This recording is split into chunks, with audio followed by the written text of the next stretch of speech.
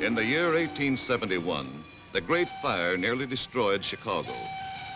But out of the ashes of that catastrophe rose a new Chicago, a city of brick and brawn, concrete and guts, with a short history of violence beating in its pulse.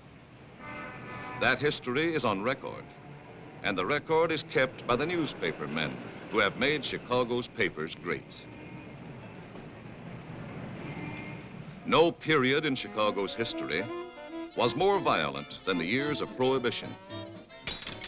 The rise and fall of the bootlegging empires was written in blood and bullets.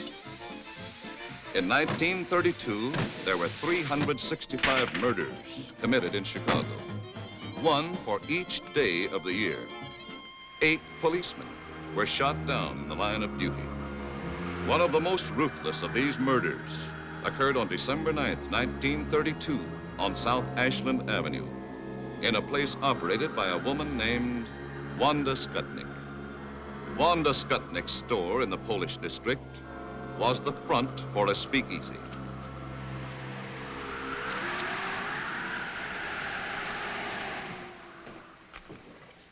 You got change for 20? That's all right. Pay me next time.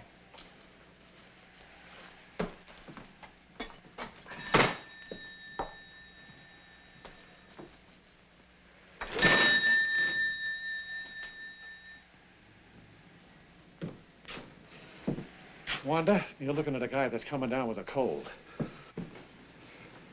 Sit down. Oh, thanks. Hi.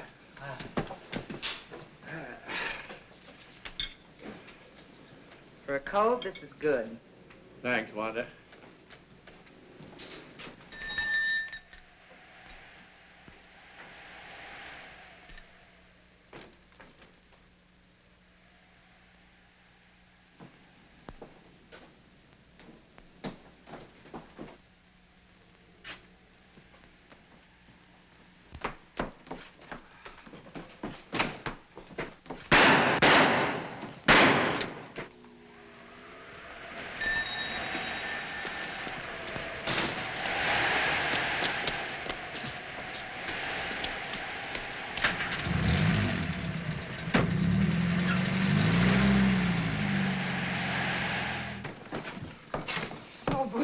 The police, Wanda. Get the police, quick. Hello. Hello, Central. Get me the police. Yeah, quick, please.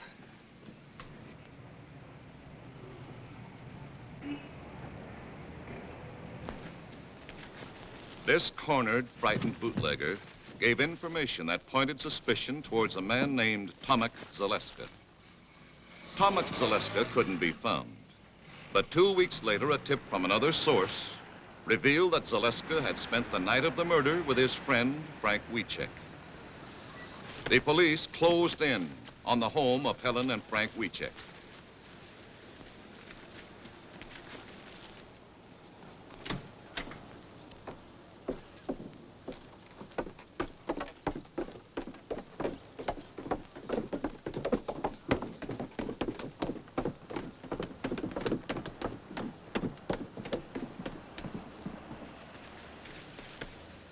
Helen and Frank were taken into custody for questioning.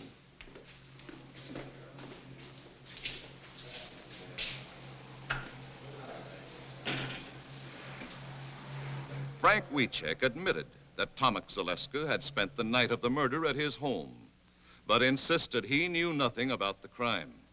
Why did Tomek want to sleep at your house? Well, he was having trouble with his old man, and he was afraid to go home. When did you last report to your probation officer? Last Friday. You're sure it wasn't Thursday? No, I know it was Friday because that was the day my wife told me she was going to have a baby. You went to the probation officer on Thursday, not Friday. There's your report card. You're confused, son. Try to be a little more accurate. Where were you at 3:30 on December 9th? I was with my wife. I remember because I was helping her shell walnuts for a cake she was making. You were wrong about the day you saw the probation officer. Maybe you're wrong about being at home shelling walnuts for your wife on December 9th. I know I made a mistake about the probation officer, but I know I'm right about the other thing. This statement was signed by your wife an hour ago.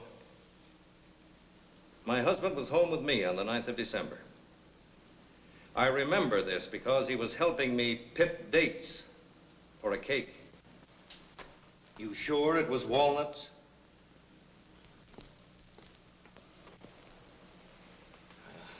I don't know. I'm sure she must be mistaken.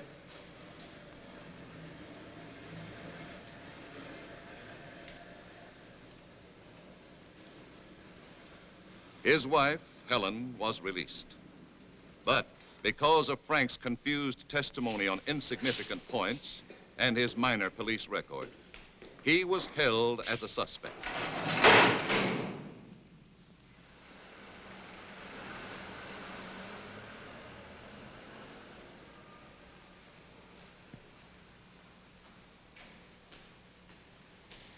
Eventually, after hiding out for 6 weeks, Tomek Zaleska, protesting his innocence, surrendered to the police.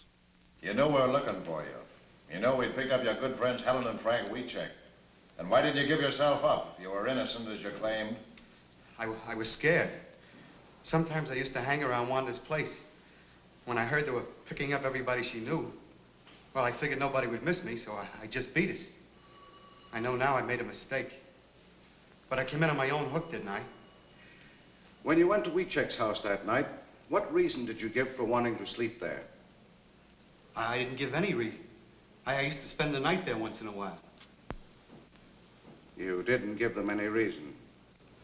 No. I just asked them to let me stay there, and they did. And you're sure you gave them no reason? No. After identification by an eyewitness, Frank Wiechek and Tomek Zaleska were indicted for the murder of Officer Bundy and swiftly brought to trial. I will ask you, Mrs. Skutnik, if you see in this courtroom the two men that murdered policeman John Bundy. Yes, sir. Him and him. Had you ever seen either of these men prior to the time of the shooting? Oh, sure. Tomek used to come around my place all the time. The other fella I never saw before. And the first time you saw Frank Wiechek was on the day of the murder? Yes, sir. And the next time you saw him was the day you picked him out of the police lineup? Yes, sir. Thank you, Your Honor. The people rest. Both men received a sentence of 99 years to be served in Stateville Penitentiary. This happened in November 1933. Frank and Tomek went to prison. The case was forgotten for 11 years. Forgotten until October 10th, 1944, when a small advertisement appeared in the classified section of the Chicago Times.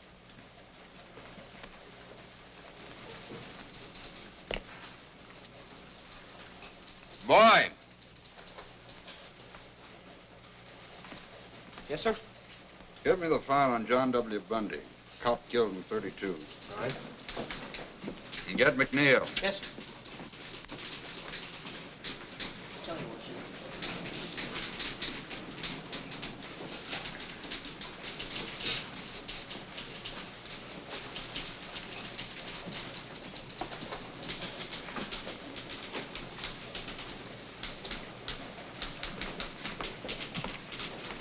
Check this.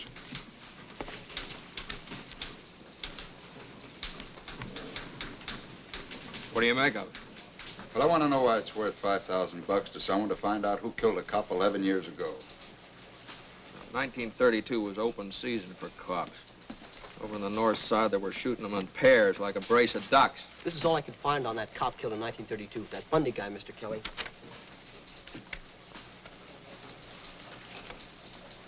Now, you see what I mean?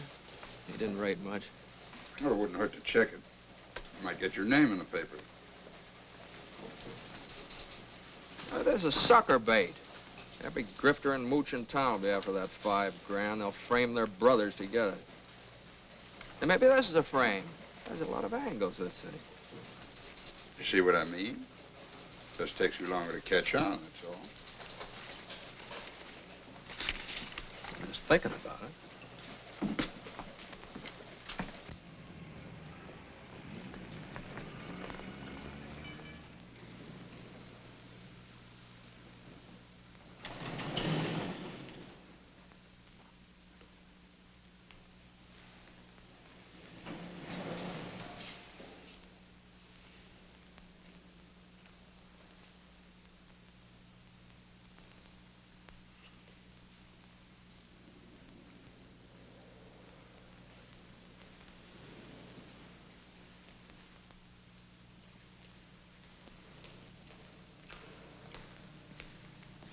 I'm looking for Tilly Weechek. What you want?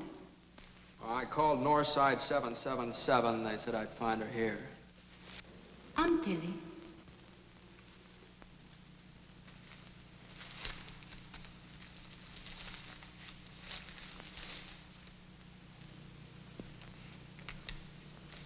You run this ad?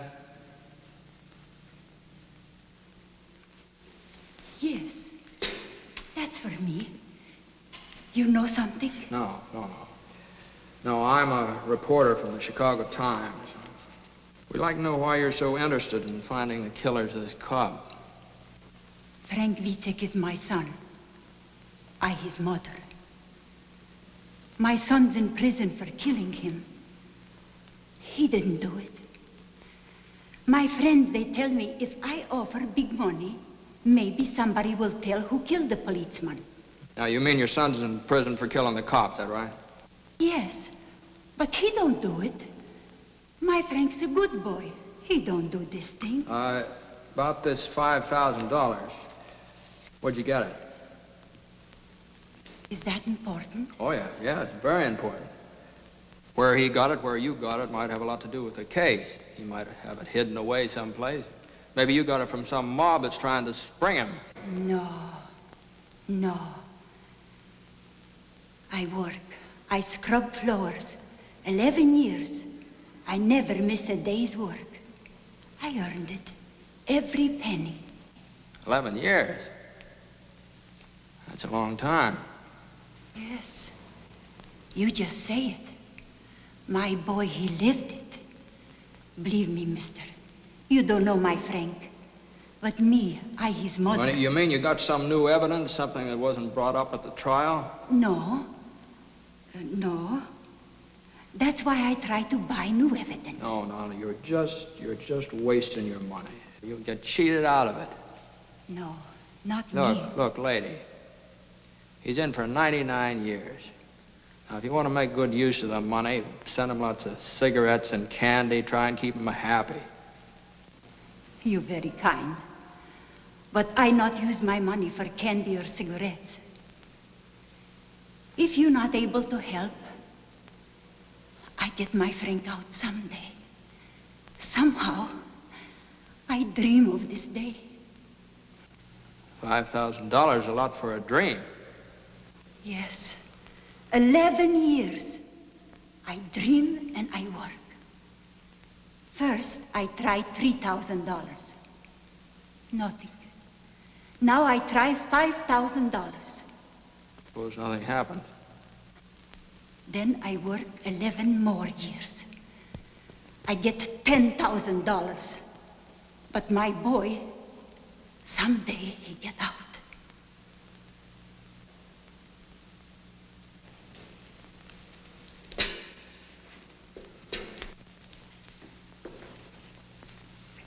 Now, I gotta hand it to you, Mrs. Weechek. You got a lot of courage.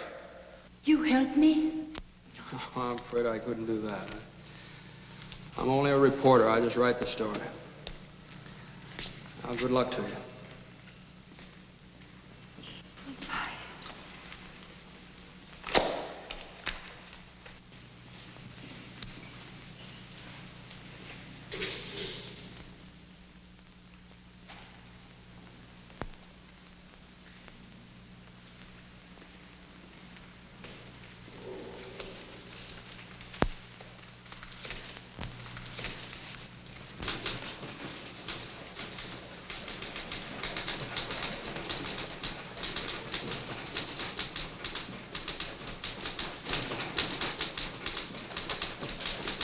Great job, Mac.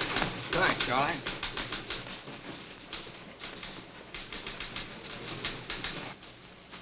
Mac.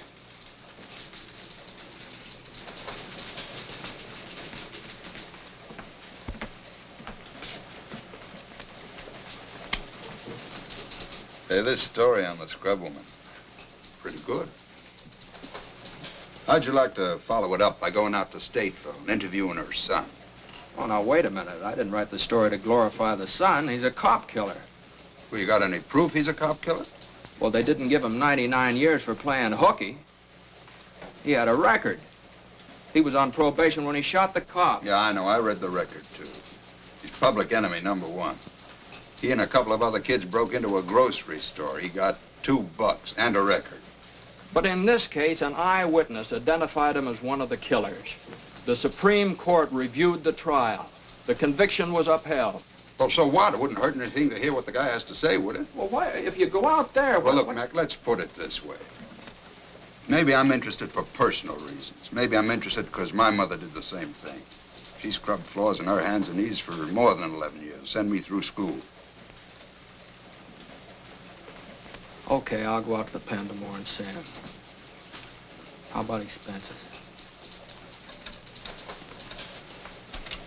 Here's a voucher. Take it to the cashier.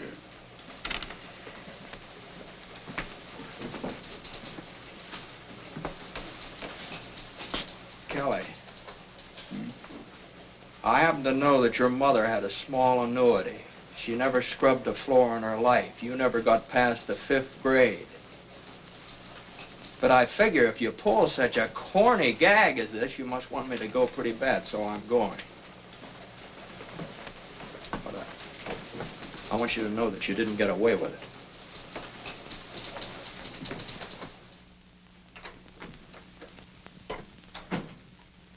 Jim? Yeah. You're early tonight. What happened? I gotta get up 8:30 in the morning, go out to Stateville and see that scrub woman's boy. Got something to eat for me? Mm-hmm, it's all ready. Hey. Hi. Hi.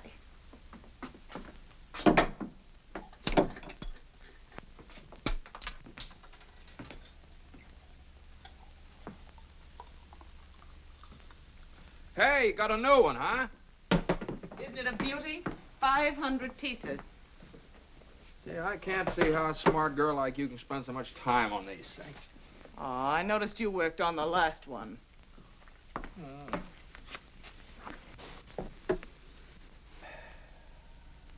know, that was a marvelous yarn you wrote about that Polish woman. Had a lot of feeling. What a magnificent thing that old lady did. Yeah, everybody's touched. Especially Kelly. I was, too. Makes you feel warm. Well, I hit it pretty hard. But don't start believing it. I read the files on the case. That kid killed the cop. He got what was coming to him. Now, I need a branch of a tree right in there. See one around? Oh, that sky. That sky. I wasn't thinking about the boy. I was thinking about his mother. I hammer out a sob story and everybody's blubbering all over me. You know what it is? It catches your imagination. Nobody knows whether she's right or not, but she's worked so hard, she's had such faith that... Well, I want her to be right. Honey, I love you. Well, wouldn't you scrub floors for me if I shot old Kelly in the head? Oh, I don't know. You don't. You don't. Jim. Oh, here's one. Here's one. Looks like it. Jim. Look, I'm going out to see him tomorrow. Well, you women are suckers for sentimentality, aren't you? I guess that's how I got you. All I had to do was dangle an orange blossom in front of it. Oh, it took a little more than that, Mr. McNeil. It did. Hmm. Mm-hmm.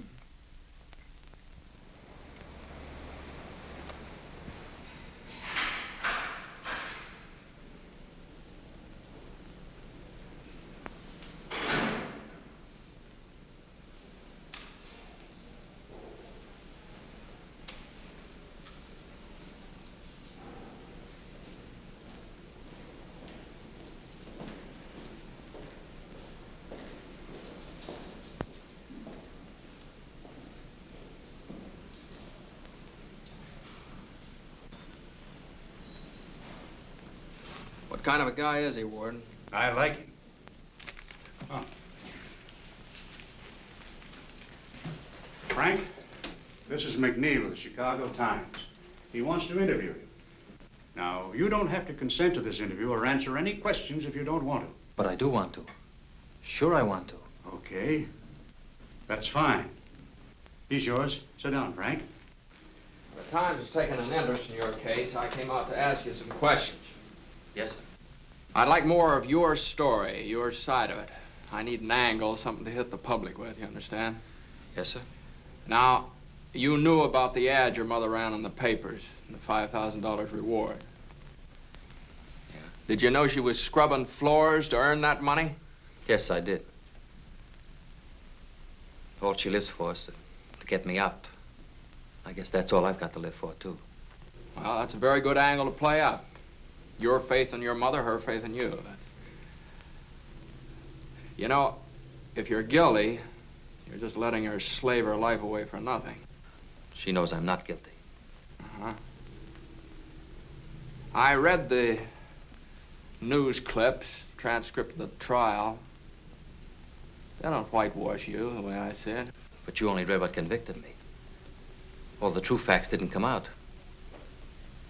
Even Judge Moulton said I was innocent. The judge that gave you 99 years? Well, the jury said we were guilty. He had to. But in his chambers, he said he knew we were innocent. When was that? Well, after he sentenced us. Oh, after? Well, maybe we better duck that. What else? My lawyer was a drunk. He wouldn't even let me take the stand. He was afraid I'd get the chair. Oh, go on. When they question you hour after hour, you're bound to get mixed up on a lot of little things the way I did. That's another good angle. Railroaded, huh? And they took me from one police station to another. Every few hours. Taking me around the horn, they call it. So my lawyer couldn't get me out. And this one, the Skutnik. The first 2 times she saw me, she said I wasn't the man. And all of a sudden, she said I was. Finger woman. All right, we'll play that up, too. I was home with my wife the night the policeman was killed. Does your wife visit you regularly? My wife, yeah. We're divorced. Well, we better duck that angle, too. You duck so many things. You don't believe me, do you? Listen, I talked to your mother. She's a very fine old woman. She believes you. I need proof. I got no proof. Yeah, I know. All right, now, what we'll do with this thing is this. We'll play up this mother angle and the finger woman, and maybe a little police and political corruption, too. I didn't say that. Well, what difference does that make? It's a good angle. Probably true, anyway. You see, you don't want a wishy-washy story. This thing's got to have sock, mass appeal. It's the only way we'll be able to help you. Get sympathy, public support. Now, you leave it to me. Okay, Ward. Thanks, Ron. That's all, Frank.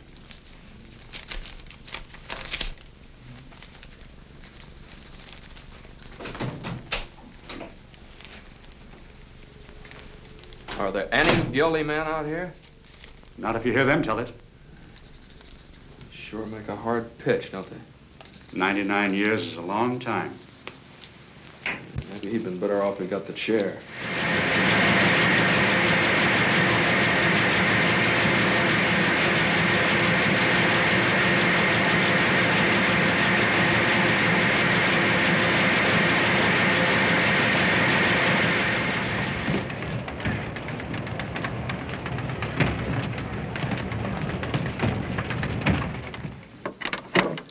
Mr. McNeil is busy, but I'll tell him you like the story. You're welcome.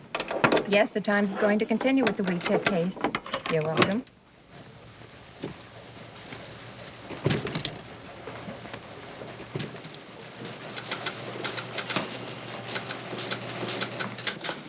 Yeah.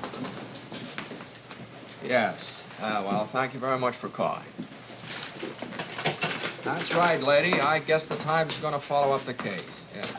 Goodbye. Say, what are you going to use for a follow-up? What follow-up? Well, the thing is snowballing. I want more of it. Well, you want to give me a raise, or do I just get the $5,000 from WeCheck's mother? Look, Mac, my job's to print the news that's fit to print. Did it ever occur to you that we might be selling this dead cop short? Maybe he had a mother that scrubbed floors, too.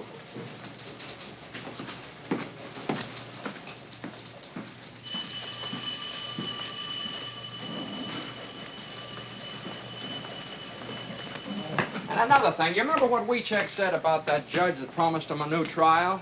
Well, the judge died 3 weeks after the case was closed. He's been dead for 11 years. Now, Wiechek's a pretty smart cookie, you know. He gives me a lead and knows I can't check up on it. Well, why don't you take a different lead? Look, Mac, you know we're getting on the average of more than 20 phone calls per hour from our readers. And every time that phone rings, you see those great big juicy headlines. I know, Chicago Times clears innocent man. Well, why not? Well, why not? It's impossible, Kelly. You can't do a thing like that. Listen, Mac, if you don't like the story, if you think he's guilty, end it. Write a finish piece and kill it. I'll take that deal. I'll interview his wife. She believed in him so much she divorced him. That ought to kill it for good.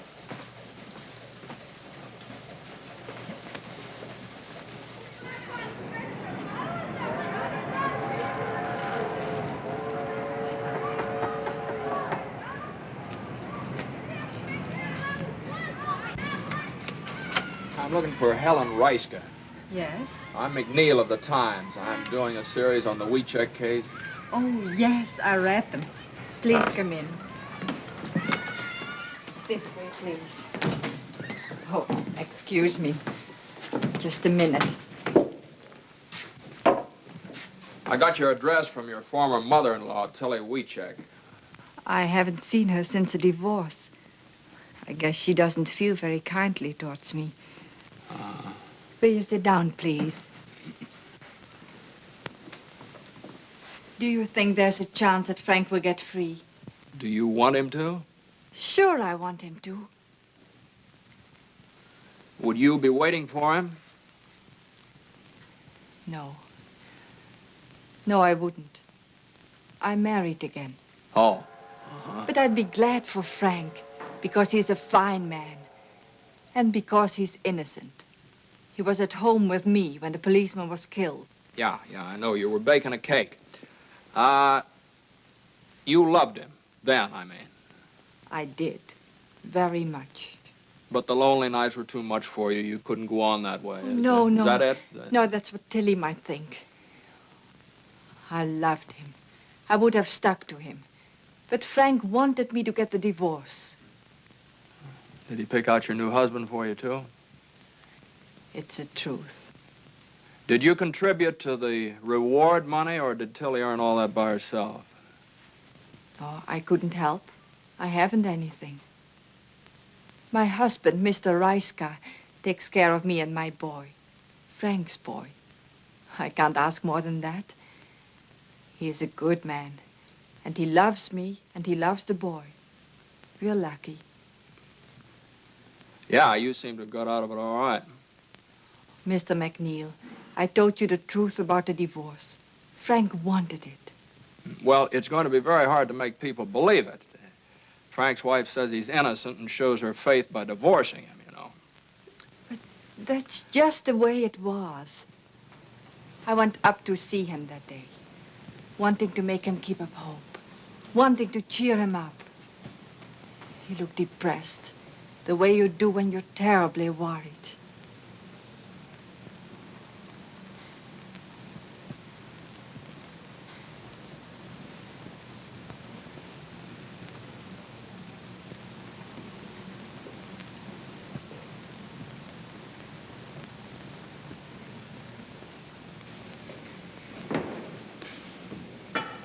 How have you been?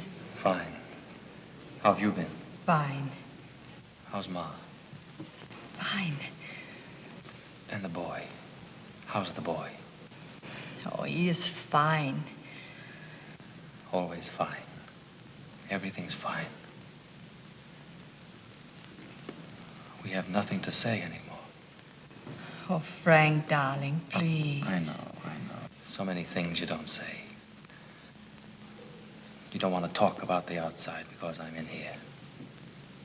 You don't want to remind me. But I remind myself. I think of lots of things. Ellen, tell me, how's the boy doing in school? He's doing very well, Frank. But what about the other boys? Kids can hurt him bad. They're only kids, Frank. Yeah, They do not know what they're saying. I know. Son of a jailbird. Cop killer's son. Oh, it's nothing, Frank. I was thinking about moving to a new neighborhood anyway. He'll go to a new school. Oh, it's no good. A new school is no good, Helen. A new name. That would be good. Frank. I'm just like dead, Helen. In 30 years, maybe I can get a parole, if I'm lucky. 30 years. Helen, you've got to divorce me, Helen.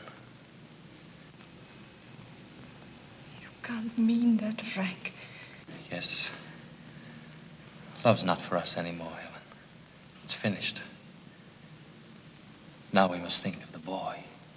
Only the boy. My boy must live for me. But I couldn't do it, Frank. I just couldn't.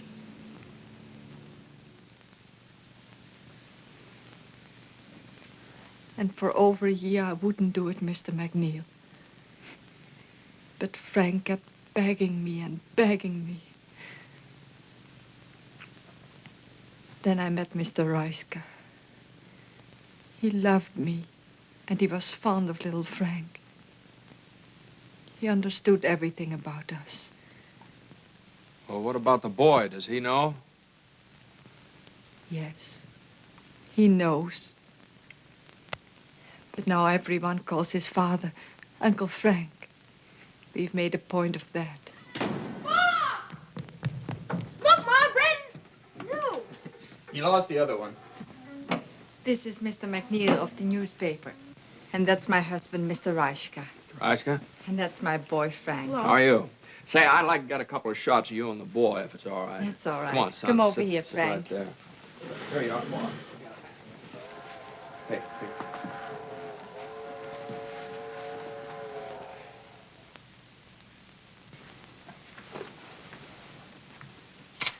Mr. Reiska, you mind if I ask you a couple questions? Certainly not. Were you in Chicago in December 1932? Yes, why? Did you know Helen then? What do you mean, asking such a question? Any objections to answering? No objections. He's got to ask everything, dear. I know that. I didn't meet Helen until after she was divorced. This can be proved by our friends. I see. You understand I have to ask a lot of questions. Sorry. What's he asking all the questions for anyway? What's the big idea? Well, it's about your Uncle Frank. He's not my uncle. He's my father.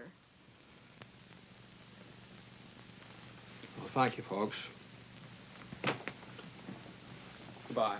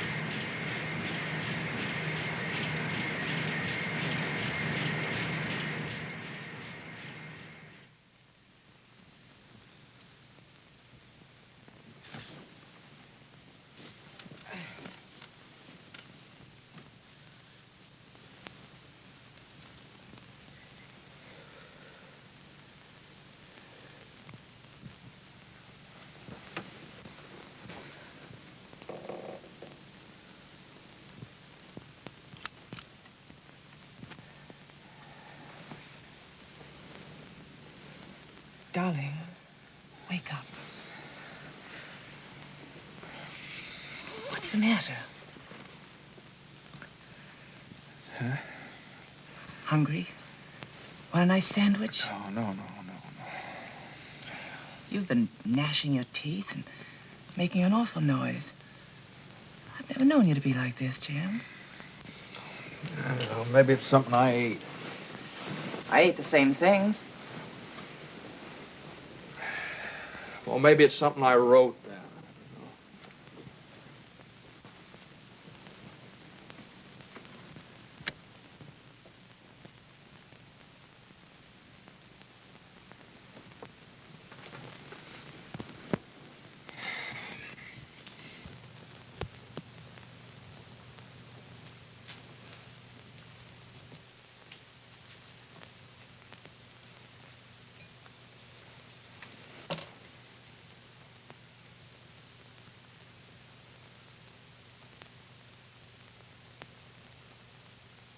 You look nice.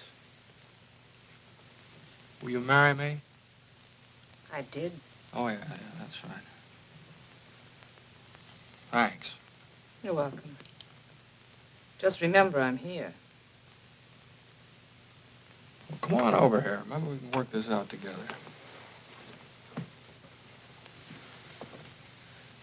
What's the matter? Won't the pieces fit together? Some of them, but they make the wrong picture.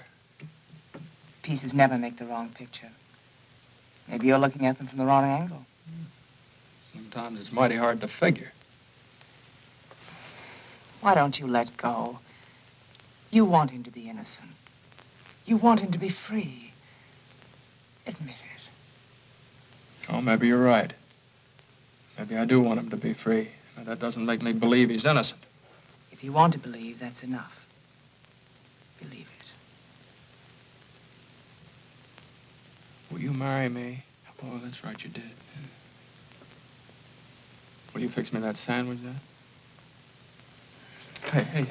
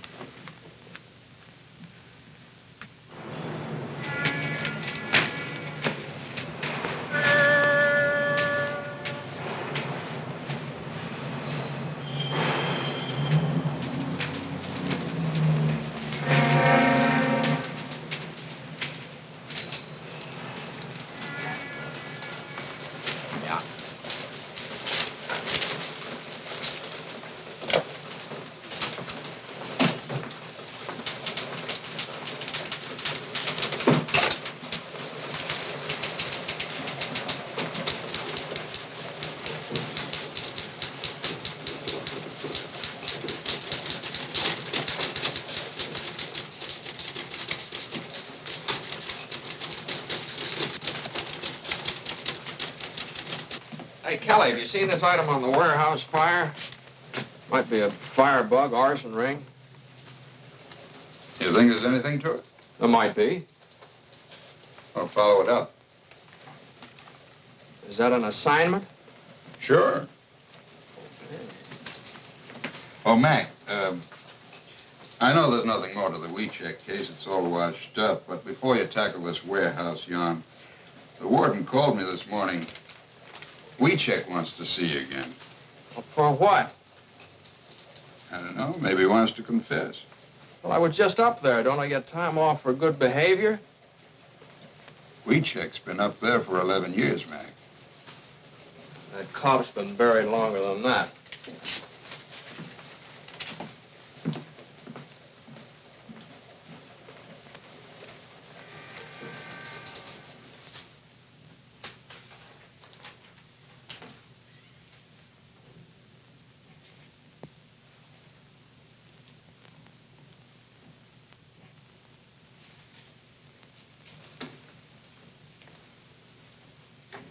Hello, WeCheck.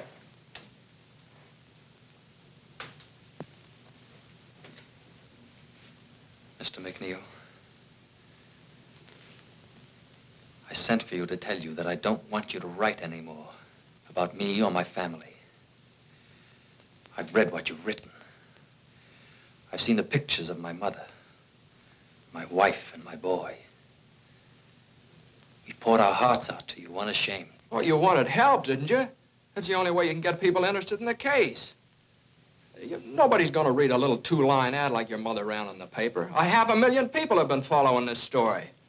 Now, somebody might know the killers and get in touch with us. I don't want that kind of help. I'll stay here 1,000 years. But you must not write anymore about my wife and my mother and my boy. My mother is doing this for me, not to sell your papers. Oh, now, wait a minute. I made my wife divorce me, so my boy has a new name. Now you put his picture in the paper. You spoiled everything for him. I don't know. I thought I was doing a good job. No. This is writing without heart, without truth. Before I thought maybe some crook lawyer would try to get the $5,000 from my mother. But this I never figured. Yes, I say it. I'll stay here. I'll stay here 1,000 years. But never write anymore about my family. Leave them alone. Leave alone my wife and my boy.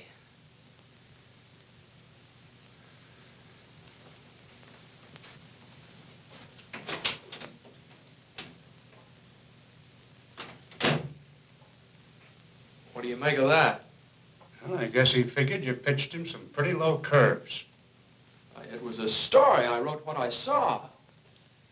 You know, up here, every man claims to be innocent. But the prisoners are the harshest judges of themselves. And they believe we have only two men who don't belong here. Tomek Zaleska and Frank Wiecek. All right, Warden. Say, I wonder if you'd let me try something else. I'd like to talk to Tomek Zaleska. Okay.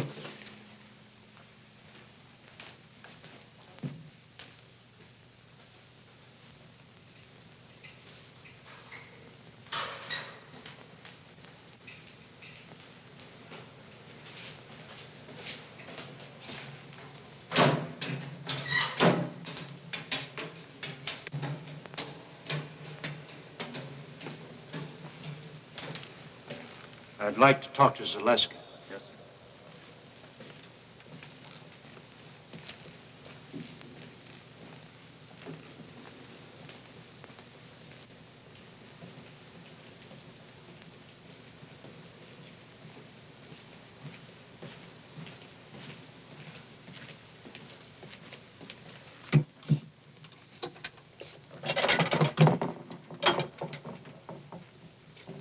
Tomek, this is McNeil of the Times. He'd like to talk to you.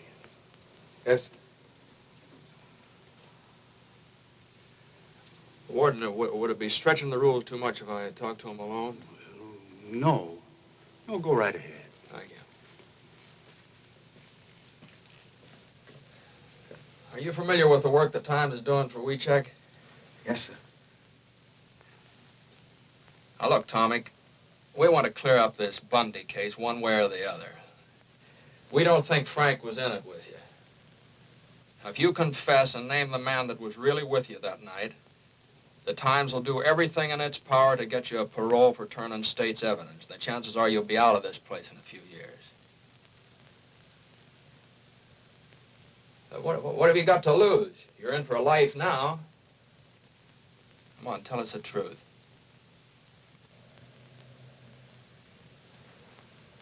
Sure. I could say I did it. Then maybe have a chance of getting out like you say. But if I confessed, who would I name as my partner? Joe Dokes? I couldn't make it stick for 1 minute. That's the trouble with being innocent. You don't know what really happened.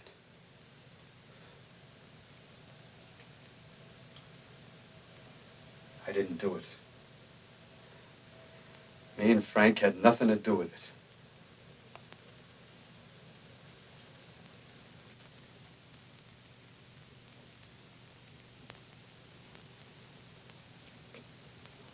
Okay, Tomek.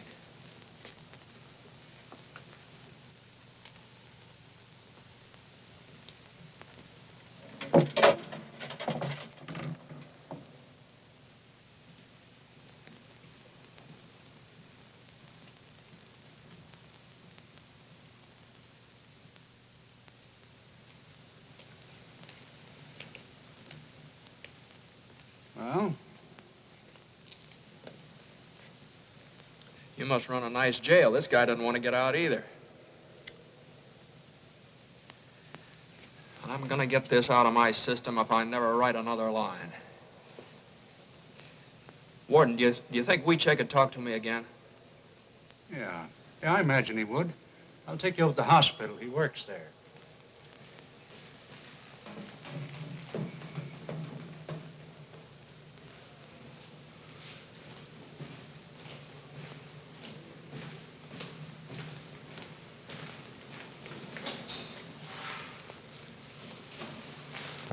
Frank, Mr. McNeil would like to talk to you again, if it's all right with you.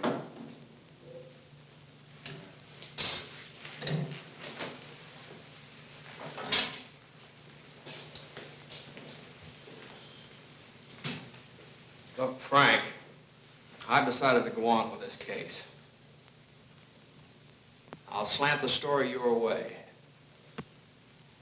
I also want you to know that I'm still not convinced you're innocent, but I'm willing to dig, get the facts.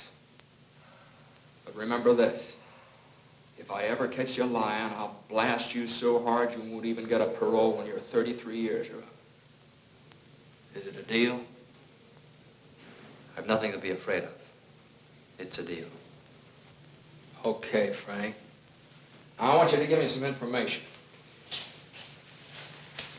This judge you told me about, you know, the one that died. Were there any witnesses when he told you he'd try and get you a new trial? Yeah, there was a bailiff. Uh-huh. What was his name? I don't know. Well, I'll find out. What was the name of your lawyer? His name was Underwood. Underwood. Where does he practice? He's disbarred now. That's great. A disbarred lawyer and a dead judge. All right, what else? There's Wanda Skutnik. It was she alone who put me where I am. She identified me, but the other two witnesses, Gruska and the mailman, said no. Then there was the police captain. He was the one who got Skutnik to say I was the man. He stood right alongside of her when she picked me out. She was afraid of him. What was his name? I never found out. He wasn't at the trial. Well, where can I find the Skutnik dame? I don't know. That's nice material. It's all I got, but it's the truth. Would you be willing to take a lie detector test?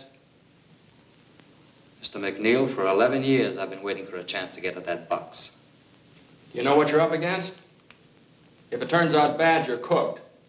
If it turns out good, it's only Leonard Keeler's professional opinion.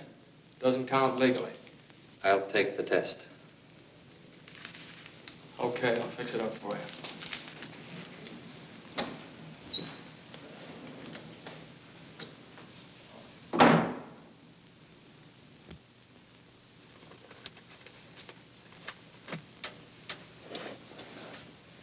Listen, kid, take it from me. Keep away from Keeler and that lie detector. I'm not afraid of it. That's what I said. Why, I had the cops, the state's attorney, even my own lawyer believing in me. I was a cinch. Then they talked me into going up against that box. What happened? What do you mean, what happened? I'm doing life, ain't I?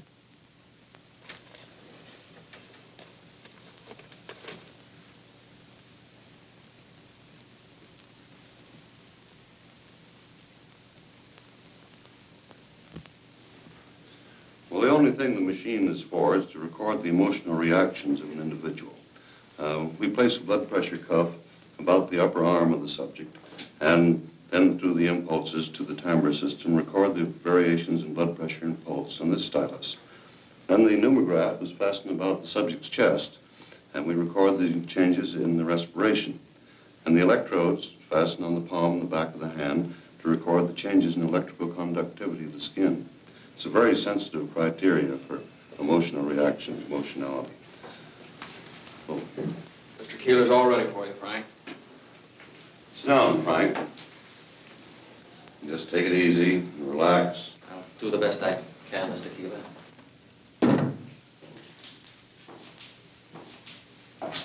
Come, Mac.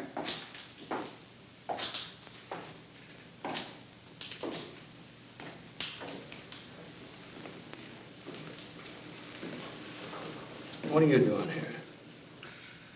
I was driving out to Decatur to see my brother and thought I'd stop by. I'd never seen a lie test before. Decatur's out the other way. Yeah, well, I took the detour, the long way around. Yeah.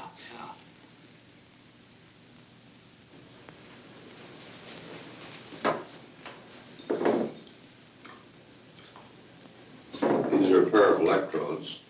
I clip them to the palm on the back of your hand to pick up the electrical changes in the nervous system. I'm going to try an experimental test now.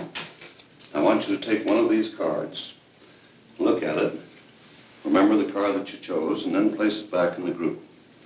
I'm going to ask you one card at a time, and I want you to say no to each card that I ask, including the chosen card. You understand? Yes, sir. Now just face forward, don't watch the machine, and sit as quietly as you can.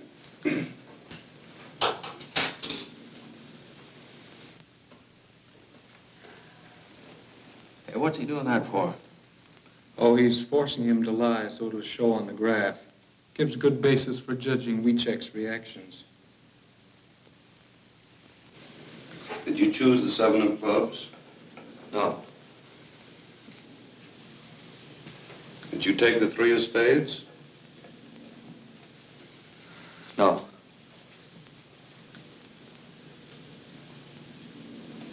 Did you take the Queen of Hearts? No.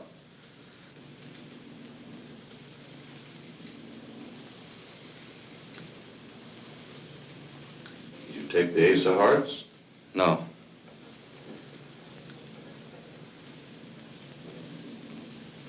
Did you take the 5 of Diamonds? No.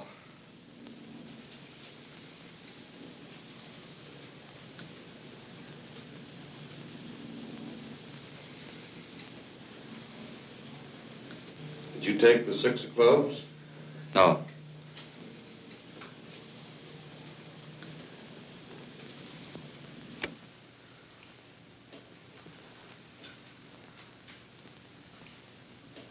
You took the 5 of Diamonds, Frank. Did you? Yes, sir. Now I have a prepared list of questions I'll ask you. I want you to answer all of these questions now by yes or no. And if you have anything to explain, do that after I ask you all the questions. Just turn around and face forward. Sit as quiet as you can all the way through the test.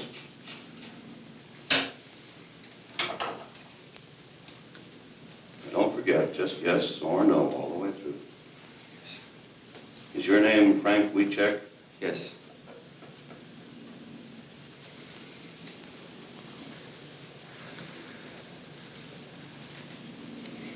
Did you have breakfast this morning? Yes.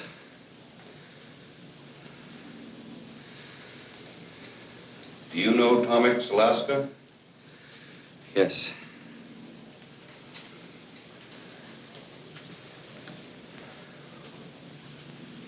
You're 6 feet tall, aren't you? 5'9". Just a minute now, Frank. Just yes or no, all the way through. I'm sorry, sir. And sit quietly. Yes, sir. I'll have to begin again now. I'll just ask you some of these questions. I'm sorry. Is your name Frank Wiechek? Yes.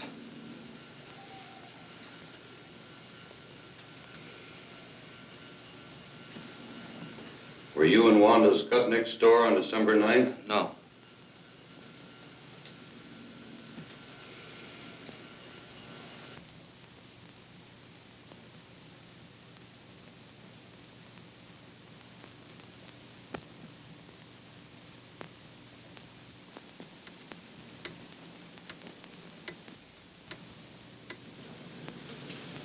Were you home at the time of the robbery? Yes.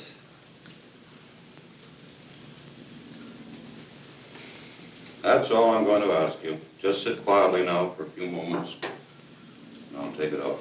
Yes, sir.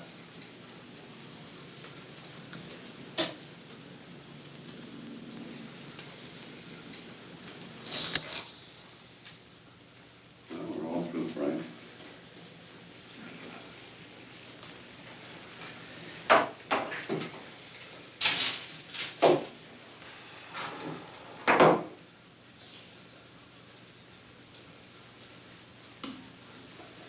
Bye, and I'll probably see you later.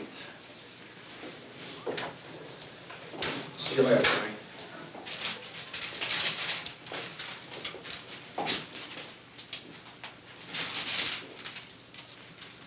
What's the verdict? Well, there's the record.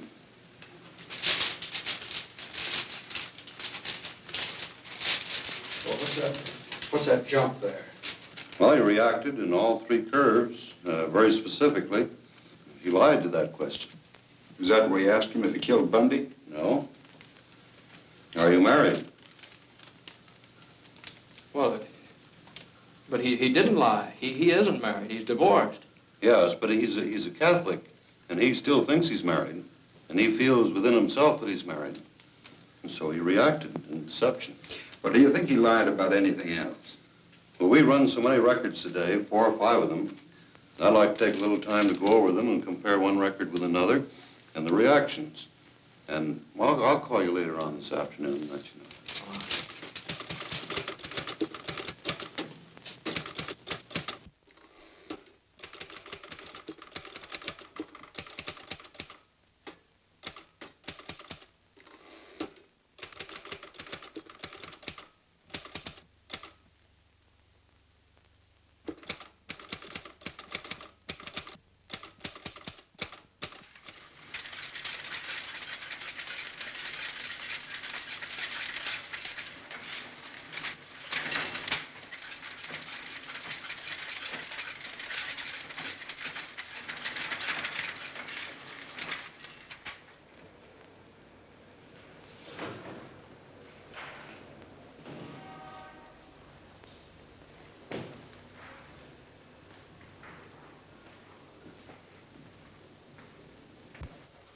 Hiya, McNeil. What can I do for you? Say, Larson, I'd like to check on the date of arrest of a fellow by the name of Frank Wiechek.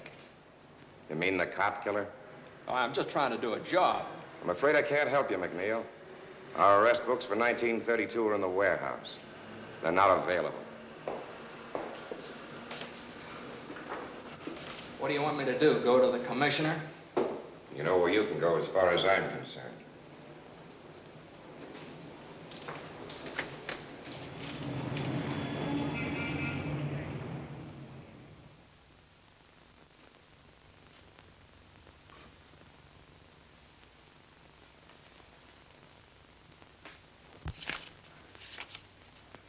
Here it is. Booked for murder December 23rd.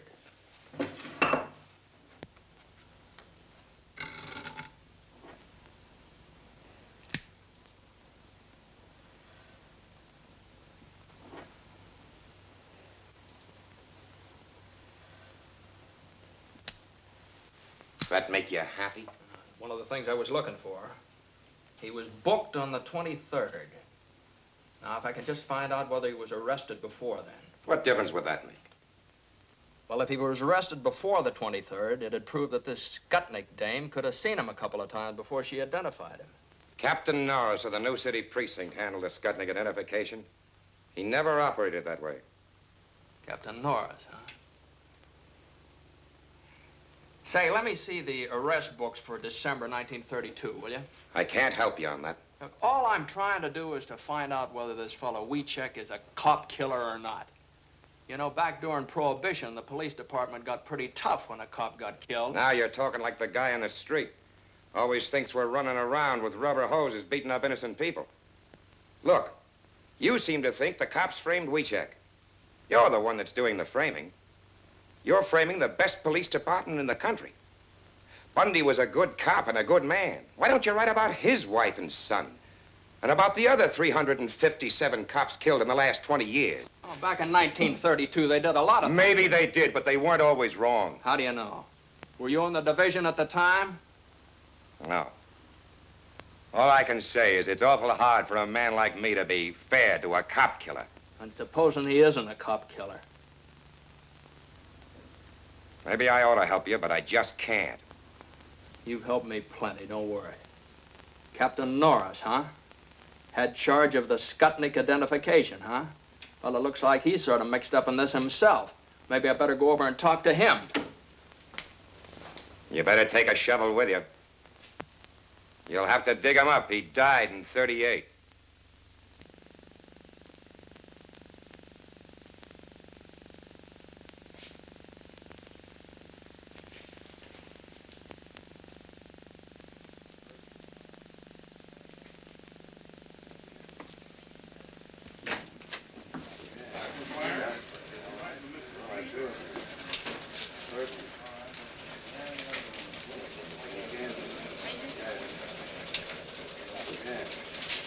All right, transferring to new citizenry. Yeah. Hi, Mac. Off your beat, ain't you? Yeah, sort of. I need some help. Lay off of me, Mac. The word's gone out to keep away from you. I've done you a lot of favors, Matt. Now, is there any place I can find some records of people that come in here and look at the police show-ups? Material witnesses. Somebody might have been subpoenaed to come in here and identify WeCheck. If we kept that kind of stuff, the books would fill Soldiers Field. Well, now, would there be any photographs? Anything We like don't that? take no pictures in station houses. Press boys might get a shot of the witnesses on the steps, but never inside. Now, look, Mac. If I'm seen talking to you, I'm going to be back walking my old beat. Now, why not be a good guy? And don't be here when I get back. Okay, may I use your phone? Yeah, use that line. Don't touch those.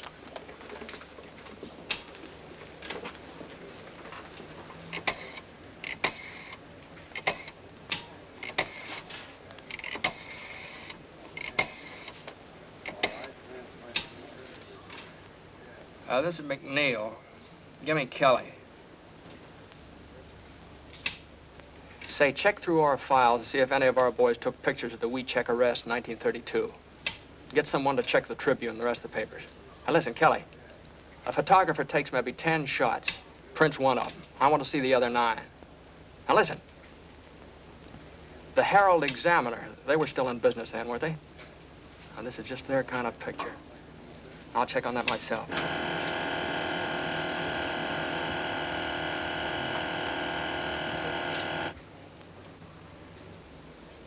Hey, I just thought of something. See you later.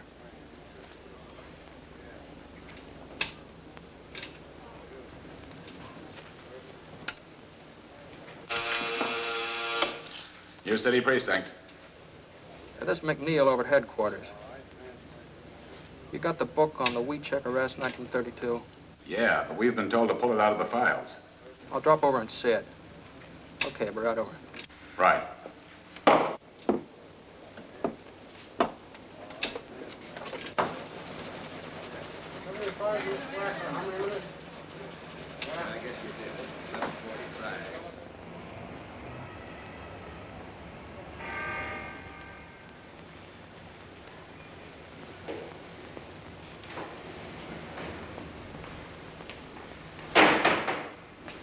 Yeah, I'm McNeil. I just phoned you from headquarters. You got that book on the WeCheck arrest? Come in. Thank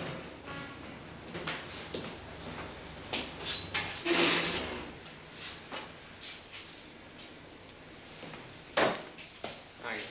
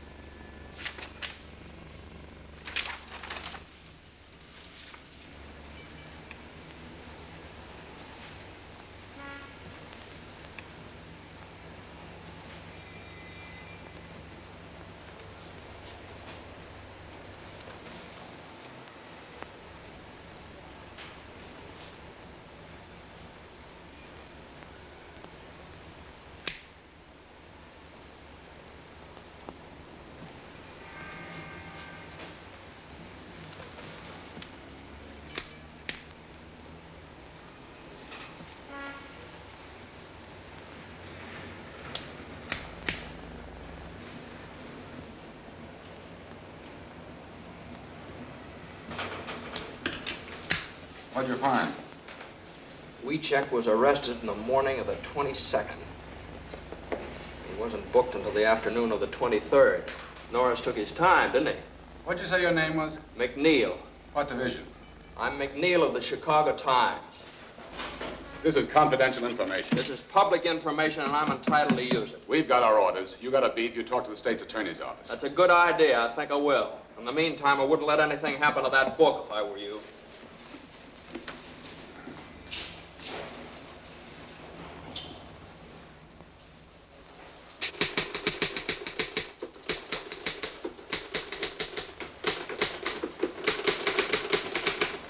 Mac. Hey, Mac.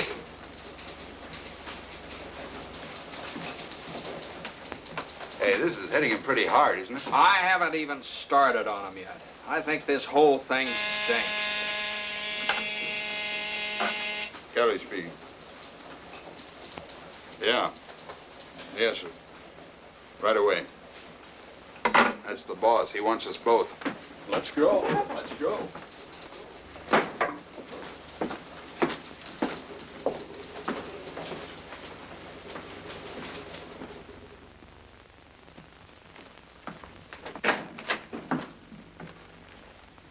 Go right in, Mr. Kelly. Mr. Palmer's waiting.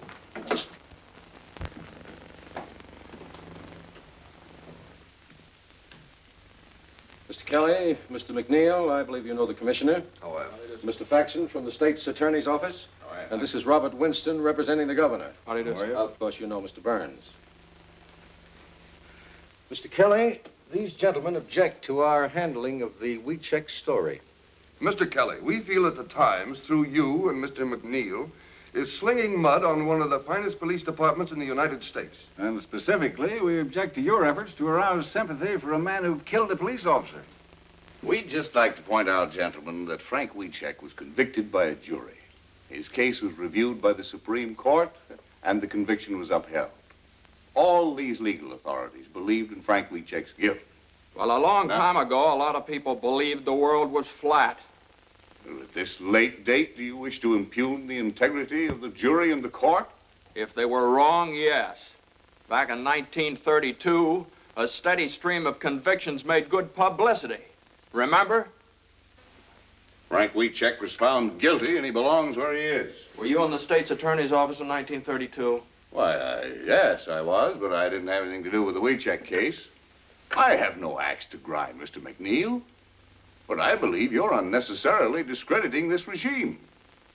Furthermore, your stories may be holding out false hope of a pardon to both Frank Wiechek and his mother. I'm not so sure it's false. We are. Look, up until now, what we've printed was based on interview and investigation. We've invented nothing, and we don't intend to. Well, a great deal of emotion and color can be lent to simple facts. The governor feels this entire matter is undermining law and order. But Wiechek is innocent. It'd be criminal for us to stop now. Well, you must remember, Mr. McNeil, that another political party was in power at that time. We're not to blame, but the public tires us with your brush. You can't destroy the confidence we built up in this regime just to sell newspapers. It may have started like that, but it isn't that way anymore. Now, look, gentlemen, believe me, this man is not guilty. I don't know if he's guilty or not, but we don't want this police force persecuted anymore. Well, what's the difference? Oh, now, Just a minute, gentlemen. The governor wants this thing cleared up. We're not asking you to forget the man if he's innocent, but we don't want this dragged on and on just to promote circulation. Now, we have a proposition to offer you to settle this thing once and for all. I can suggest to the governor that he set up a hearing of the pardon board. If Wiechek is exonerated, he'll get a pardon. But if you can't clear him, you're to drop this matter once and for all. Is that a deal? What do you say, Mac? It's a deal if Mr. Palmer says so. Okay. It's a deal. I'll ask the governor to set up a special hearing next week. Are you ready to accept that? Yes, I am. There's just one thing, Mr. McNeil. If you go before a pardon board and they turn him down, it'll go on Wiechek's record. Then when he's eligible for parole, that record may hurt his chances. Now, mind you, there's no regulation. There's no law. But the very fact that he was investigated by the pardon board and turned down may have a prejudicial effect upon his application. What you're doing is gambling with Wiechek's parole. Now, that's a chance we'll have to take. Well, gentlemen, let's settle then. We're agreed. Thank you very much, gentlemen. We'll live up to our end of the bargain. Goodbye. Goodbye, sir. Goodbye.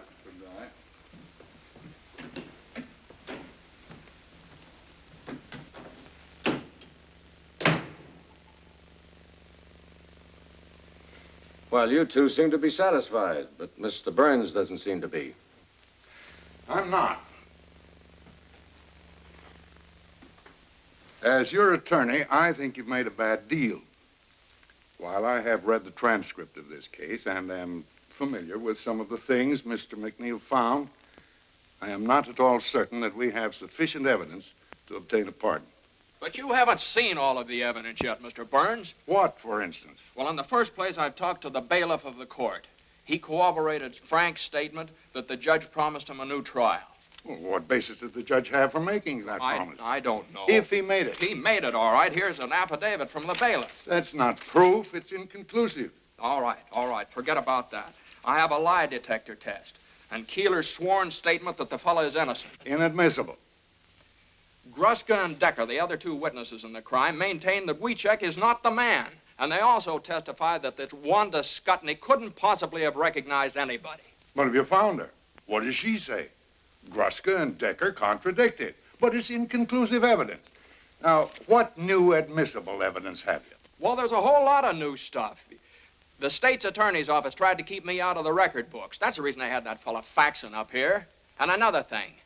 Why is this Wanda Skutnik dame keeping undercover? A couple of mobsters might have killed that cop and threatened her for not playing ball. Or maybe she's trying to keep in good with the law. I don't know. She ran a speakeasy. Now, look here, McNeil. I'm an attorney. I know what it is to go up before the pardon board. They go on facts. Facts? Okay, I'll give you something better than facts. I'll give you a picture. Take a look at that. Now, Wanda Skutnik testified that she didn't see Wiecek from the time of the murder until the time she identified him on the 23rd of December. Now, Frank maintains that she did see him several times on the 22nd of December when the cops were taking him around from station to station. All right, that bears out Frank's story right there. There's a picture of Frank and Wanda going into one of the stations.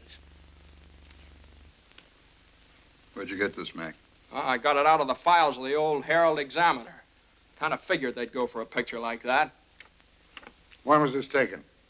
Well, obviously on the 22nd. Oh, now, look here, McNeil. You can't just say that obviously it was taken then. You have to prove it. Well, I have the photograph. When you go before the pardon board, the burden of proof is with you. But the picture After all, it could very well have been taken after she identified him. McNeil, you've done a wonderful job in assembling all this evidence. But the law of the state of Illinois requires only one eyewitness for an identification and conviction. So far, that witness has not altered her statement, and that fact still stands. Mr. Palmer, in view of this, I'm afraid I must recommend that you permit me to get in touch with those gentlemen who were just here and ask for more time, or until I've had an opportunity to go over the case. Then your advice is to call the whole thing off. That's right. Oh, now, Mr. Palmer, I realize that Mr. Burns knows more about the law than I do. But I want to tell you some things about this case you don't know. I went into this thing believing nothing. I was skeptical. I figured Wiecek is using his mother to spring him. But I've changed my mind. This man is innocent, Mr. Palmer. I know that without any doubt. Now, it's true I haven't found Wanda Skutnik, but I want a chance to find her. I want a chance to get this guy out of jail. Now, if you call off this hearing, I'll never get that chance again. The bargain stands. Thank you, sir. Just a minute, McNeil. Let me give you one last piece of advice. Even if you do find this Wanda Skutnik, I don't believe she'll ever change her testimony. There's only one thing for you to do. Discredit her. Prove she's a liar. Otherwise, you're wasting your time.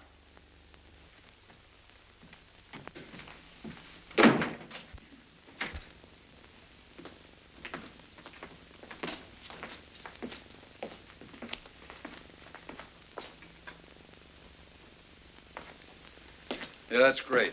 Great speech, Mac. Now you've really got to find Wanda Skutnik. Now, listen, Kelly. I haven't been wasting my time. I know a lot about Wanda Skutnik. Now, she used to run a speakeasy. All right, she's probably still in the liquor business. She's Polish, and she used to run around with a guy that works in the stockyards. So don't let your enthusiasm get you into trouble. Back of the stockyard's a tough neighborhood. Oh, wait a minute. Don't scare me, Kelly. Can you speak Polish? No, I can't speak Polish. But if I have to learn to speak Polish to find her, I'm starting right now.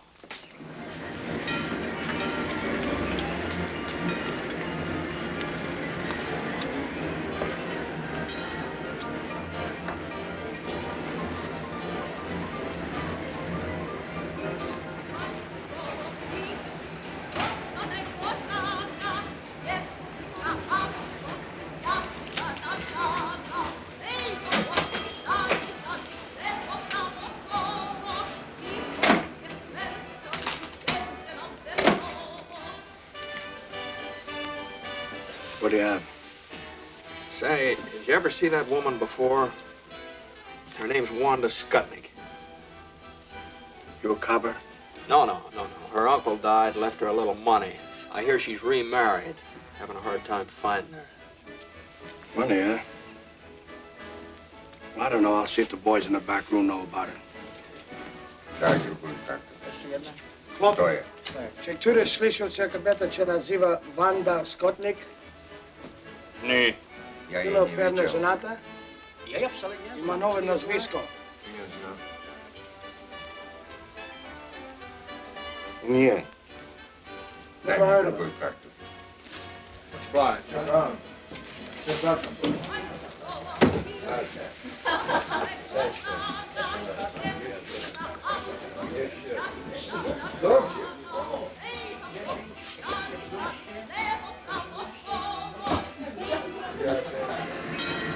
McNeil divided the district back of the yards into blocks and sections, and for days and nights systematically combed every beer parlor and saloon.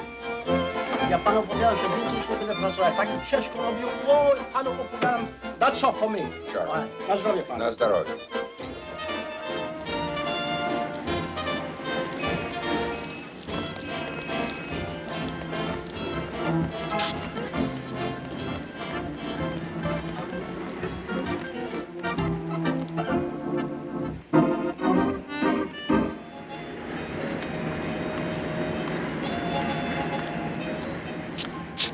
Ja mam 21. Ile ty masz? Ja wszystko wygrałem.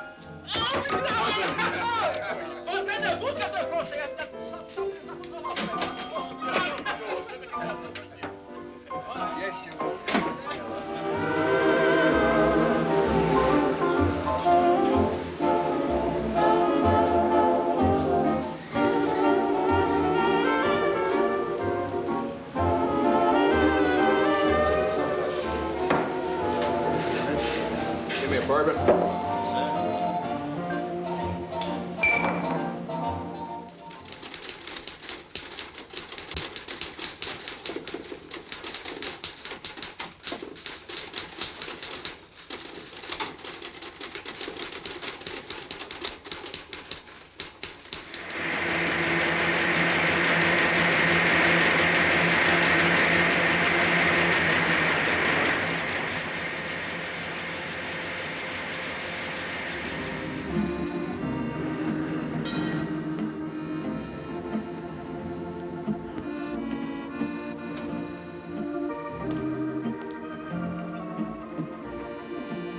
What do you have? Just arrived.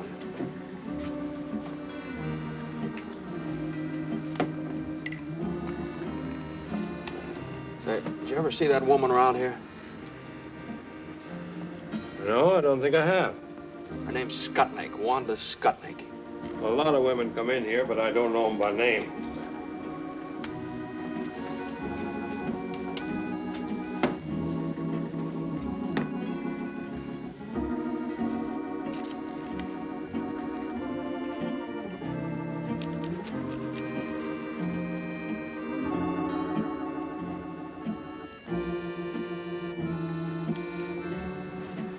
Your name McNeil? Yeah, why? I've been wondering when you'd hit this neighborhood. I've been reading your stories in the paper. About Wanda Skutnik? Yeah. You know her? Used to. Used to be good friends. You know where I could find her now? I might. Where? What's in it for me? What do you want? I owe him $1.75. Okay. Where is she? I ought to have one to talk on. Yeah. Hey, couple of drinks here, huh? What happens to Wanda if you find her? Oh, not a thing. I'm just going to ask her some questions. There ain't no warrant out after her, No, nothing no. like that. No, nothing like that. Leave the bottle here, too, will you?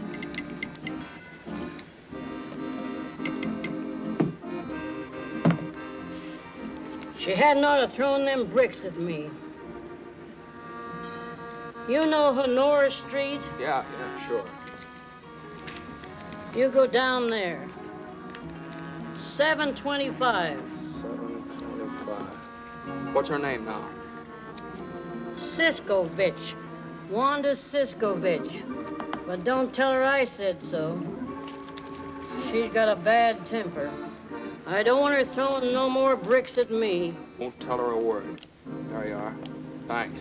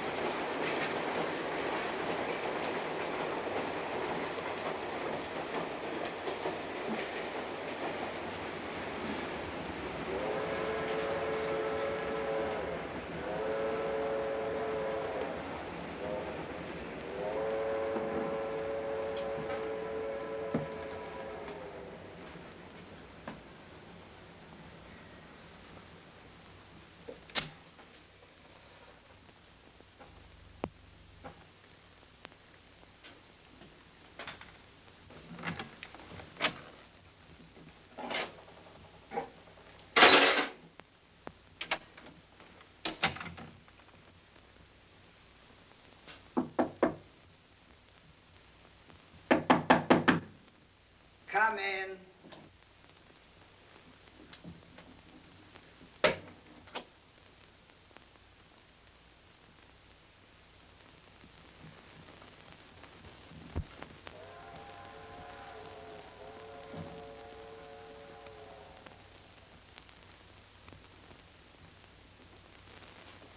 Who are you?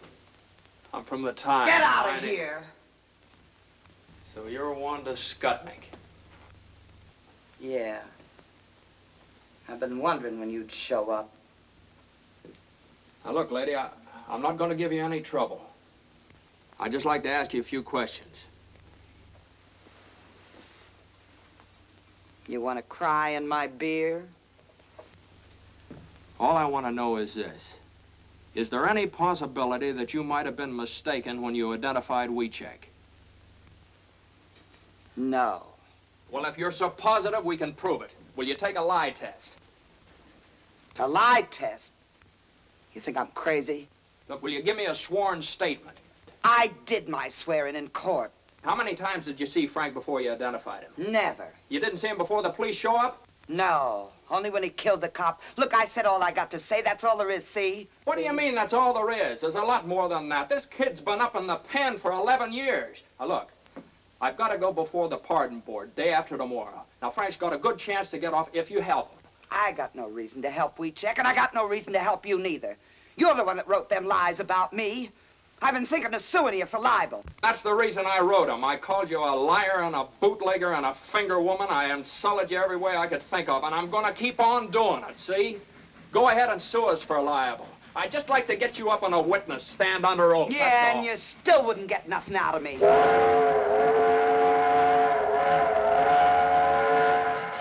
Why you bother her? Put that down. You want to go to jail? Now you get out of here. Now listen, maybe there's something you didn't think of. There's a $5,000 reward, you know. $5,000? And what's more, you don't have to do anything about it. Just tell me enough to clear things up, get Wiechek out, and you get the $5,000. So what do I gotta do? Just tell the truth. Who got you to identify him? Who are you afraid of? Nobody, nothing, nobody. I ain't afraid of nobody and ain't got nothing to say. Wanda, it's $5,000. Shut up! Now you get out of here. You ain't gonna get nowhere. I identified him. I told the truth. It's him. I ain't never gonna change my mind. It's him. Now get out of here. Boris!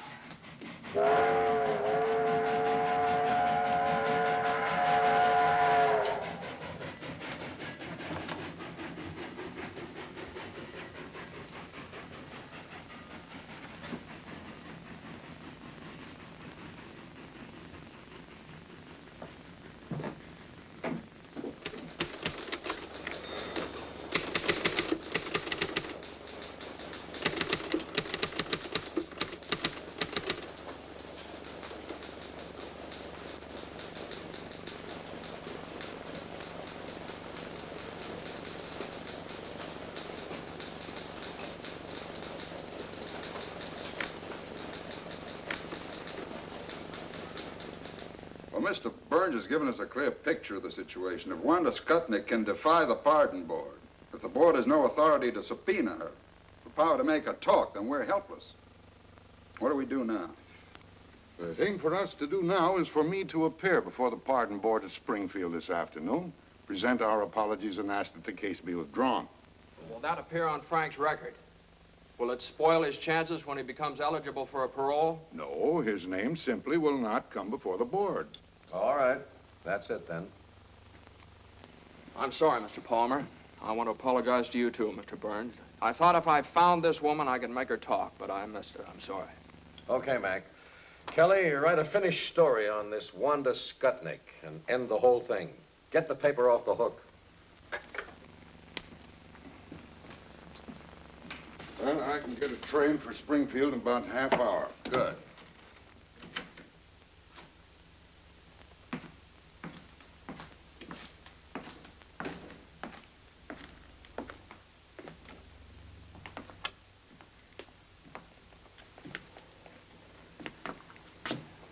Big day for the wheat checks. Write a finished story. Get the paper off the hook.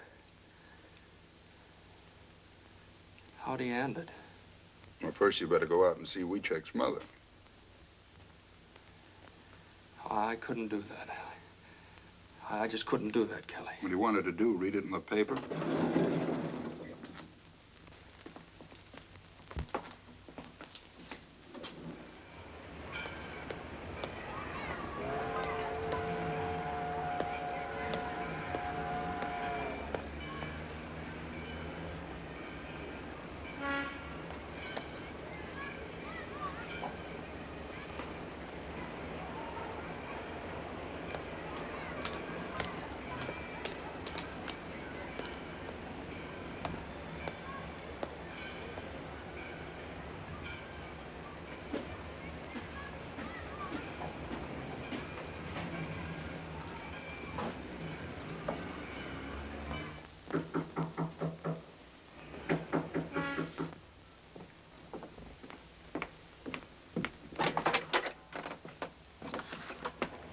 Mr. McNeil, come in. Thank you. I got to excuse myself. I was not expecting company. You mustn't regard me as company, Kelly. I was baking a pie for Frank. Please sit down. I'll get you some coffee.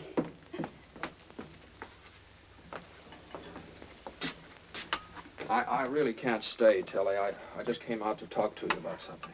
About the pardon board, yes? Oh, I pray for this day. I want to tell you about it. Yeah. Come over and sit down. And now it has come. It is here. Tilly, I must tell you this. Yeah. We're going to call off the hearings. We don't have a chance in the world of getting Frank his pardon. No chance. No. But you work so hard. You do everything. Everything I could. You got lawyers. It tell pardon board. We have the best. But don't you see, Tilly, if we go before the pardon board now, it'll just be hurting Frank's chances for a parole later on. We can't get a thing out of Wanda Skutnik, and without her, we have nothing. I saw her at the trial. She will never tell. Like a rock. She will never tell. But she knows. Yes, she's afraid. She will not talk, never. And without her, we have no evidence. Evidence? They got no evidence when they sent my Frank to prison for 99 years. I got no evidence when I scrub floors every night. Go without supper. Walk to work so I save a nickel for Frank.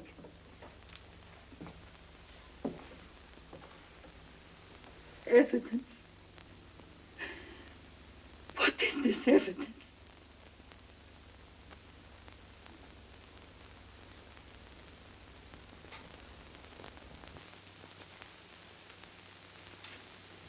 I can't tell you how sorry I am, Tilly.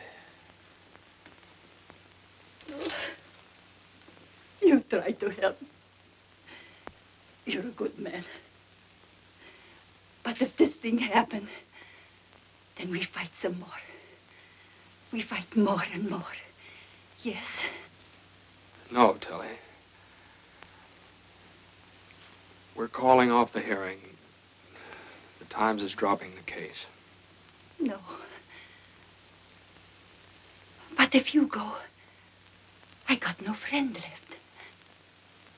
I'm sorry.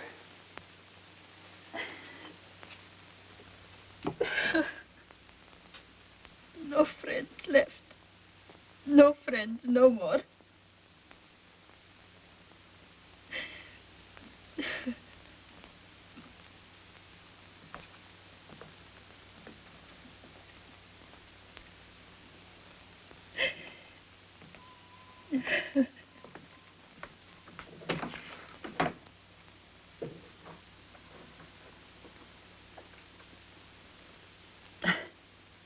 Big fool me. Sure, I got a friend.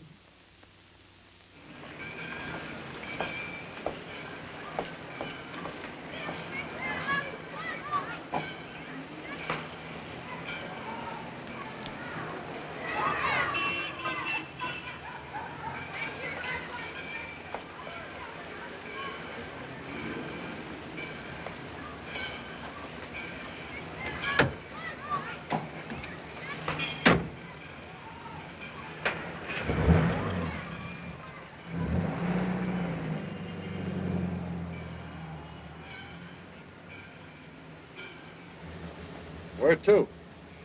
Now, the Chicago Times. You're the fellas writing those stories, ain't you? Seen the paper?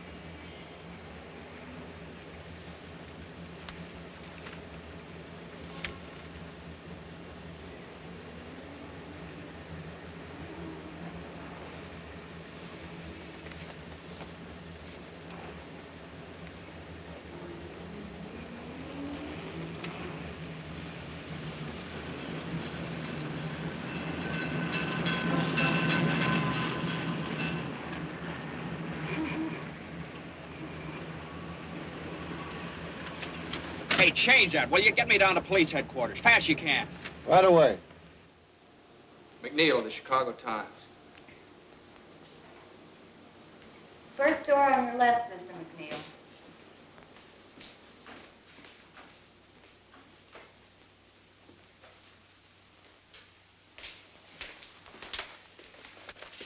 Say, did you make the enlargement of the photograph of this forged check here? Yes, why? I got a picture here. I just wondered, could you blow that section of the picture up right there? Sure. Would all the details come out on it? Well, that depends. You got the negative? No, that's all I got right there. Well, then I'd have to make a dupe. How long would that take? Oh, a couple of hours. What do you think? Could you get started on it right away? Yes. But you're McNeil at the Times, aren't you? Been working on that wheat check case. That's right, I'm McNeil. At first, I thought this guy was guilty. But now I don't know. You take a look at it. Hey, could I use your phone? Sure, right over there.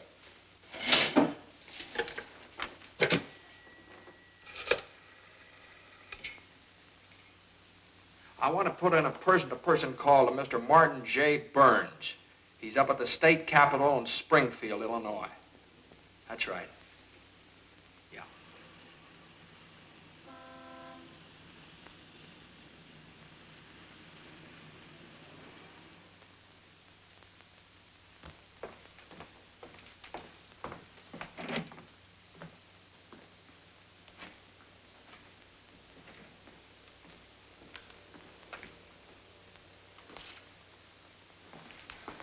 Sorry, gentlemen. The pardon board is in special session. The case of Frank Wiecek. Gentlemen, I feel somewhat at a loss because I came here to ask that the petition of Frank Wiecek be withdrawn. However, about an hour ago, I received a telephone call from James McNeil of the Chicago Times, who informs me that he has uncovered the evidence we've been seeking. It is conclusive evidence that supports the petition of Frank Wiecek. You may present the evidence, Mr. Burns. Unfortunately, gentlemen, my telephone conversation with Mr. McNeil was necessarily brief. He's flying down to Springfield. He should be here at any moment. What evidence does he have? I'm afraid I don't know. Mr. Chair. Mr. Faxon. I object. The state's attorney's office has the right to demand orthodox conduct of this hearing. If you have conclusive evidence, present it. Otherwise, we ask that the petition be denied here and now. Mr. Faxon, we certainly intend to follow orthodox procedure in this Board of Pardons.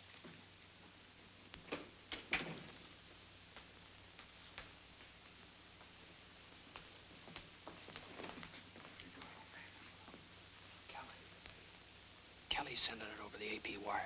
Have you got anything at all? Don't have a thing. We just have to stall them. Let me talk to them. All right. Mr. Chairman, gentlemen, I'd like to ask your permission to have Mr. McNeil of the Chicago Times address the board. Granted. Thank you, sir. Mr. Chairman, gentlemen, I'd like to apologize for being late, but it was just impossible for me to get here sooner. I don't know how much Mr. Burns has told you. Strictly from a reporter's point of view, understand. I've assembled what I feel is a very solid case. And of what does this case consist? Well, it consists of such debatable items as a lie detector test. Now, I realize that you're unable to accept that. You want evidence. But sometimes the weight of evidence, just because it's in the record, is heavy enough to crush the truth. We'll discuss the shortcomings of our judicial system some other time, Mr. McNeil. Yes, sir, I'm sorry. I realize that at the present time you want facts. We have a notarized affidavit from the bailiff of Judge Moulton's court that the judge felt that Wiecek did not receive a fair trial. We have those documents before us, Mr. McNeil. They could hardly be called conclusive. Yes, sir. But as you probably know from those documents, Gruska and Decker contradicted Wanda Skutnik's testimony, and those affidavits bear them out. The board is aware of that too, Mr. McNeil. But Wanda Skutnik has not altered her testimony, has she? Wanda Skutnik lied from beginning to end. She lied about everything. You know, it's a very funny thing about the statue of justice up there. She has a sword in her hand. It's a double-edged sword. Cuts both ways. It keeps cutting the ground out from under everything in favor of Frank Wiecek, But the other side of it, that isn't so sharp. It doesn't cut the ground out from under Wanda Skutnik, and she's the only one responsible for Wiechek's conviction. Now, I have a police record here that proves that Wiechek was arrested on the 22nd of December. I have another one here that proves he wasn't booked until the 23rd of December, 1 day later. Okay. Wanda Skutnik testified that she didn't see him from the time of the murder until the time she identified him in the police lineup. Here's a photograph of Frank Wiechek and Wanda Skutnik together going into a police station. Now, take a look at that, gentlemen. That's new, and that's the basis of my conclusive evidence. The two photostats of the police records merely indicate that some time elapsed between Wiechek's arrest and the time he was booked. As a reporter, you know very well that this is a common occurrence at police stations. Yes, sir, but what about that photograph? It must be perfectly obvious to you, Mr. McNeil, that we have no way of knowing when this picture was taken. Was it on the 22nd or the 23rd? Or was it during or after the trial? Yes, sir, I know. Now, gentlemen, that's what delayed me. Now, if I do prove that that photograph was taken on the 22nd of December, 1 day before Wanda Skutnik identified Frank Wiechek in the police lineup, how about that? What then? In that event, Mr. McNeil, we might be obliged to render a favorable decision. But can you prove it? Yes, sir, I think I can. I just need a little time. Time? Do you mean to say, Mr. McNeil, that you still have no corroborating evidence? No, I'm not sure. The police laboratory down in Chicago is enlarging this section of the photograph. Now, if the enlarging process... Yes, I know, but how long will this take? As soon as the enlargement is developed, they're going to send it over the wire photo system from the Chicago Times to the Illinois State Journal, which is just a few blocks down here. Now, all I ask, gentlemen, is that you go down there and see that thing with me. I object. The methods of publicity previously used in behalf of the plaintiff indicate that this may rightly be regarded as an attempt to make journalistic capital of this hearing.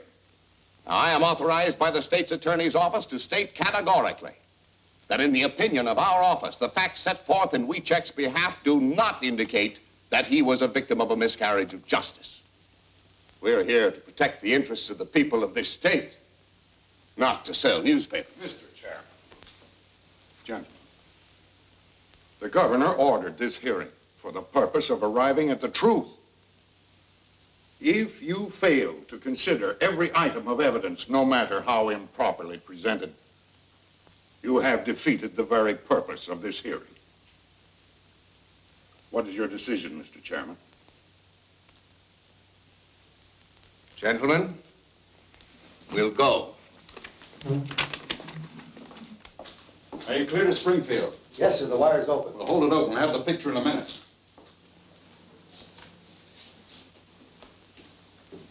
Which one's McNeil? Yeah, right here. There are a couple of prints that came in a while ago from Kelly of the Chicago Times. This one's blown up 100 times. This one 140. He said you'd understand. Okay, thanks very much. Excuse me.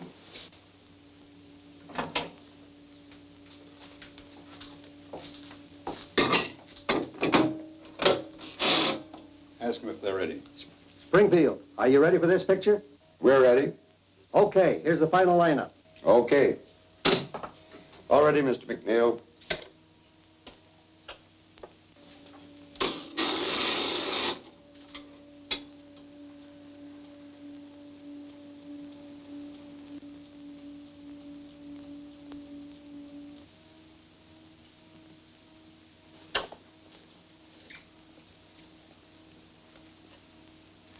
Gentlemen, let me explain to you what's happening here. As you remember, this is the picture I showed you before, and this is the area we're working on right here, the newsboy. All right, now this print is that area enlarged 100 times. And this print is that same area enlarged 140 times. Now, the picture coming in now is this area right in here, blown up as big as possible. Well, what do you expect to find in the enlargement? The date on the newspaper held in the newsboy's hand. Is that possible? Frankly, I don't know, sir. It depends on a whole lot of things. condition of the dupe negative, the density of the print. I've been doing a little praying, too.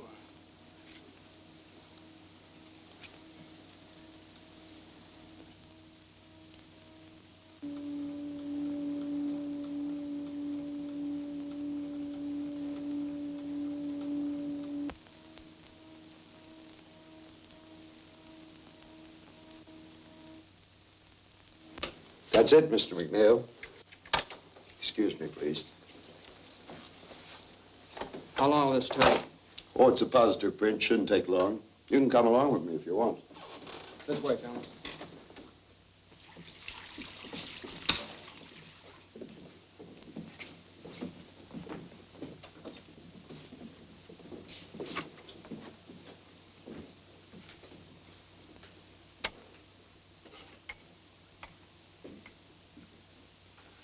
Remember, this is the area I showed you.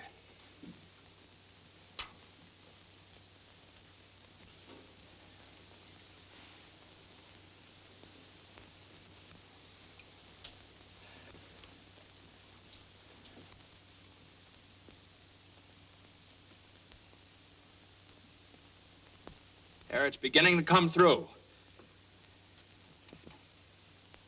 Now, what's the date? What's the date?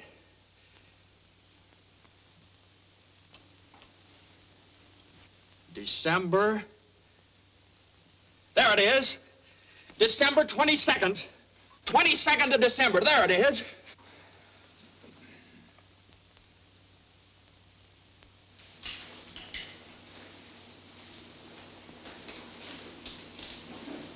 Goodbye, boy. Good luck, Frank. Thank you.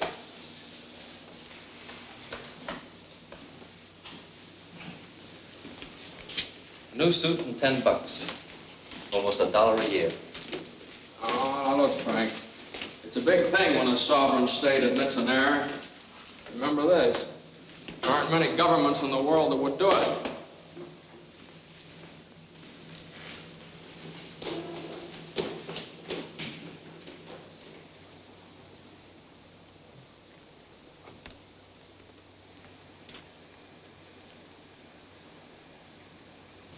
That's my daddy! Daddy!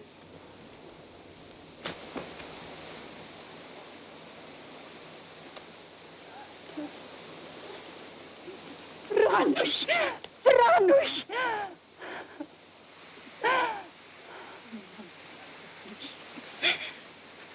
Helen. Frank. Frank, this is... Yeah, I know. I want to thank you for everything you've done for Helen and the boy. And I want you to know you can have the boy with you whenever you want him, and for as long as you like. Thanks. It's a good world outside. Yes, it's a good world outside. And Frank Wiecek is free. Free because of a mother's faith, the courage of a newspaper, and one reporter's refusal to accept defeat.